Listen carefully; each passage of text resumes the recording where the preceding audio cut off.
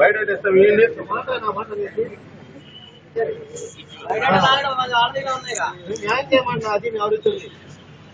పక్కా మోసం రా ఇది.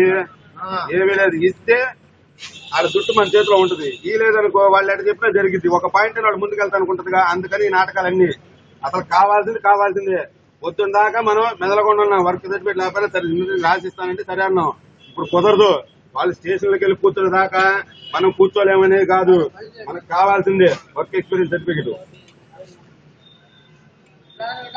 అది ఇస్తేనే లైఫ్ మనకి. ఎవరైనా మాట్లాడతానికి ఉండేది. రేపు సైకిల్ వేసుకున్న లక్ష్మీపురంలో పోతా ఉంటే ఎవరైనా గుద్దుతాడు, నీకు నా దగ్గర చేయట్లేదండి నా కవర్లో పోయిన సంతకం పెడతాడు. రేపు గ్యారెంటీ ఎవరు లేదు ఇచ్చేవాళ్ళని పరాటా పైన ఇచ్చే బయట ఎవరు ఇచ్చాం. ఏంటనే తెలియదు అందరికి. మాత్రం ఉన్నారు విజయవాడ ఎవరు డీల్ చేస్తారో మనకి తెలియజేస్తారు. ఎంత బాగా పిలిచారనుకున్నా మాట్లాడదామని చెప్పి. ఇవాళ పొద్దున్నే మేము ఇంకా లాయర్ని కన్సల్ట్ అవ్వలేదు, మాకు సంబంధం లేదు, మేము ఒప్పుకోము. అన్ని ఒప్పుకుంటాం. నోట్ల మాటలు ఎన్ని మాటలు గాలిలో రాసుకుంటాం.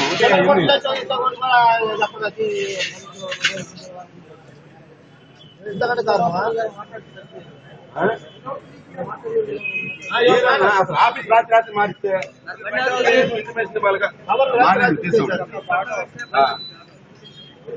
కనీసం ఇంటిమేషన్ ఇవ్వాలి కదన్నా. ఆఫీస్ మార్చుకుంటున్నారు, యాజమాన్యం మారింది, అప్పుడు ఇవ్వలేదు. సరే ఆఫీస్ మార్చేటప్పుడు ఇంటిమేషన్ కదా.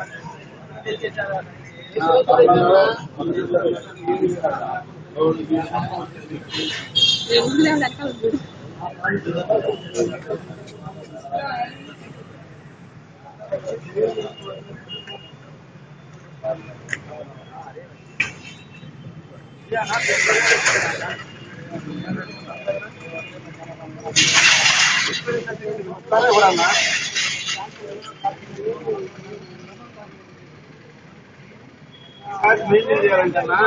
ఇప్పుడు నువ్వు వాడుతున్నా నీకు నాకు కుదిరి మేము అందరూ చేస్తానన్నా. నువ్వు రా మళ్ళీ నువ్వు చేస్తాననుకుంటున్నాను. రేపు పత్రాలు వస్తారు, మన కవర్లతో 10 మంది వచ్చే పోయేది. నా రూట్లో 2 కవర్లు కొట్టారు. దానికి రెస్పాన్స్ ఎవరు? 4 లక్షల రూపాయలు ఇచ్చుకోలేదు. 4 లక్షలు ఇచ్చాడు ఆయన. ఏం చేసింది ఏంటి?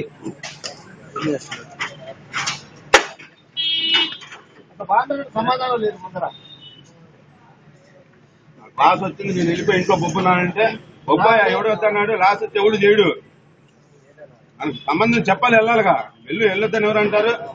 వ్యాపారం చేయటం మామూలు, మానుకోవడం మామూలు, ఎవరు కాదంట్లా. కనీసం నీ దగ్గర కుర్రాళ్ళు చేసేవాళ్ళు ఉన్నారు, కొత్త వాళ్ళకని చెప్పమాకు, పాత వాళ్ళకి చెప్పాలిగా. దాంట్లో మంది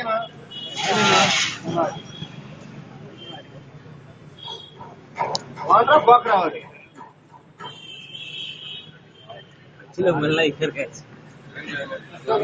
ఎందుకు అనకూడదండి? మన కడుపులో మండుతుంది ఇప్పుడు.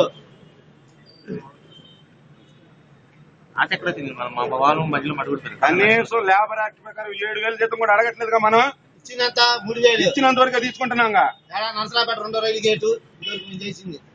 ప్రెషర్లు ఇవన్నీ మొత్తం తిరగాలి. లాడ్జీలో పెట్టుకున్న కొరియర్ తీసుకొచ్చి ఆఫీసులో పెట్టుకున్న కొరియర్ చేసాం. మేము మాట్లాడుతుంటే చండాలంగా ఉంటుంది అనమాట చేసిన పనులకి.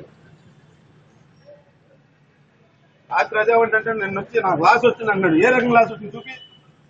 రోజుకి 8,000 కౌంటర్ యావరేజ్ మీద. కొత్తపేట అరణ్యాలపేట 3,000, సంగడిగుంట 2,000. లెక్కండి మీరు ఏ రకంగా వస్తుంది. కుర్రోళ్ళు ఎంతమంది ఉన్నారు, నీ ఖర్చులు ఎంత ఉన్నాయి టీములండి. అకౌంట్స్ తీసేసి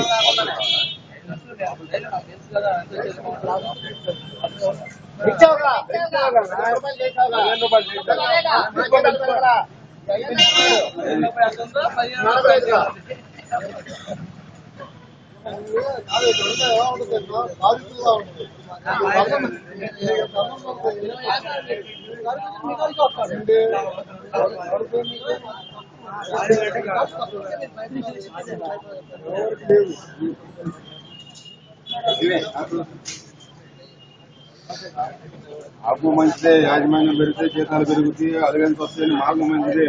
కాదంట్లో కాదు ఇంటిమేషన్ ఇవ్వాలిగా.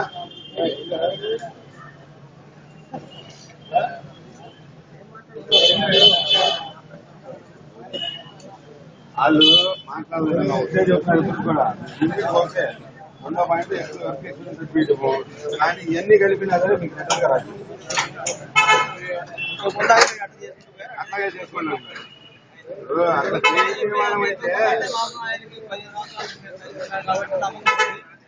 అట్లా చేసే వాళ్ళమైతే ఈ కాలేజీకు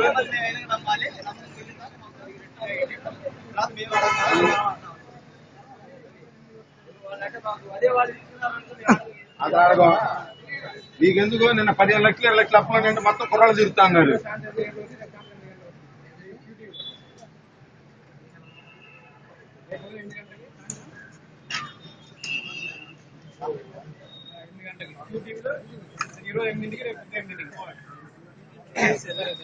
ఏం చేస్తాం సార్, కాలం రోడ్డు పడ్డారు. నిలిపాడు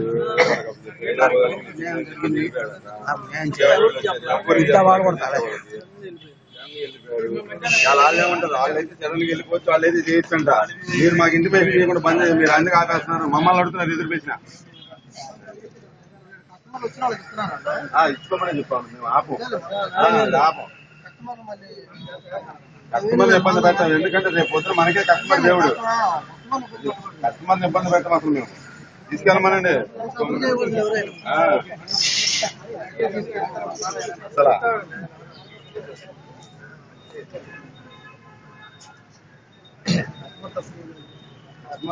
కస్టమర్ వాళ్ళగా బతుకుతుంది మనం కూడా. కస్టమర్కి ఇబ్బంది కలగదు ఇంకా అసలు.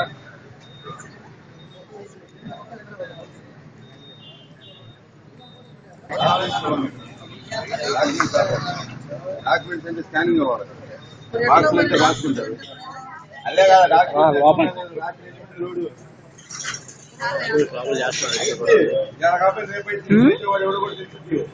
నాకు చేసిన రేపు వాడికి చేయడం గ్యారెంటీ ఉంది. ధ్యానం తెలియాలి కదా జనాలకి. అట్టాలంటే మనకు దొరికింది రేపు కొత్త లైన్ చెప్పి 2 రౌండ్లు వేసుకుని 3వ రౌండ్ మళ్ళీ అది పార్టీ అయింది.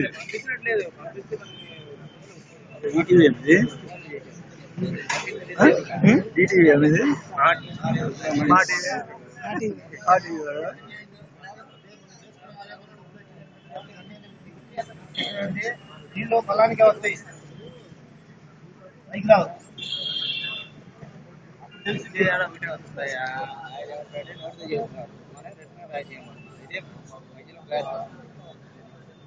నాలుగైతే బయోడేటా అట్లా ఉంటుంది. పక్క పడేది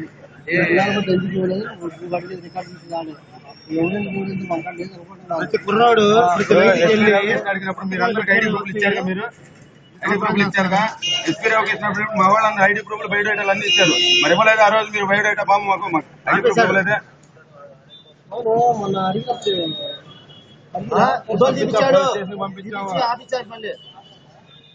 పోలీస్ స్టేషన్ పంపించాము, ఇచ్చాము, తలా 2 ఫోటోలు ఇచ్చారు.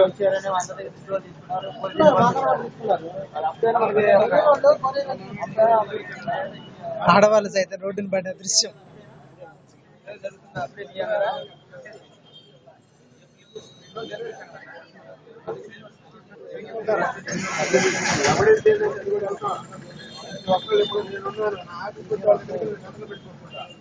చేసేవాడు